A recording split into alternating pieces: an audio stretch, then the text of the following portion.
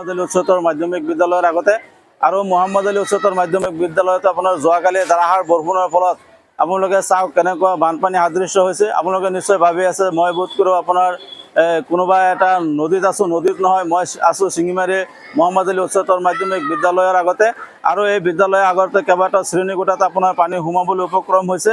আৰু আমাৰ সাদৃশ্য আপোনাৰ যিটো প্ৰশাসন আছে তথা আপোনাৰ প্ৰশাসনৰ মানুহে ইয়াত উচিত ব্যৱস্থা ল'ব লাগে। যিটো আপোনাৰ নগাঁও জিলা উপায়ুক্ত মহোদয় আছে আৰু যিজন IS আছে তেখেতসকলে এই প্ৰতিষ্ঠানৰ প্ৰতি অলপ সঁহাৰি দিব লাগে আৰু এই পানীখিনি কেনেকৈ ওলোৱা যাব, পানীখিনি ওলোৱাৰ এটা ব্যৱস্থা ল'ব লাগে আৰু অতি সোনকালে ইয়াৰ ব্যৱস্থা ল'ব লাগে। ইয়াতে এটা অস্বাস্থ্যকৰ পৰিৱেশ সৃষ্টি হ'ব।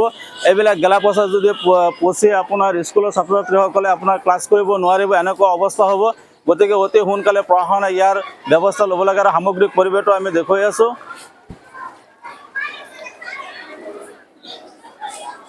হয়, নিশ্চয় চাইছে, মই আছোঁ বৰ্তমান শিঙিমাৰী মোহাম্মদ আলী উচ্চতৰ মাধ্যমিক বিদ্যালয়ৰ আগতে। আপোনালোকে নিশ্চয় ভুল ভাবিছে যে মই বোধ কৰোঁ ব্ৰহ্মপুত্ৰত আছোঁ, নহয়, এই শিঙিমাৰী মোহাম্মদ আলী উচ্চতৰ মাধ্যমিক বিদ্যালয় হয়। এই বিদ্যালয়ৰ আগতে চাওক কেনেকুৱা পানী আৰু বানপানী সাদৃশ্য হৈ আছে আৰু শ্ৰেণীকোঠাবিলাকতো পানী সোমাবলৈ উপক্ৰম হৈছে।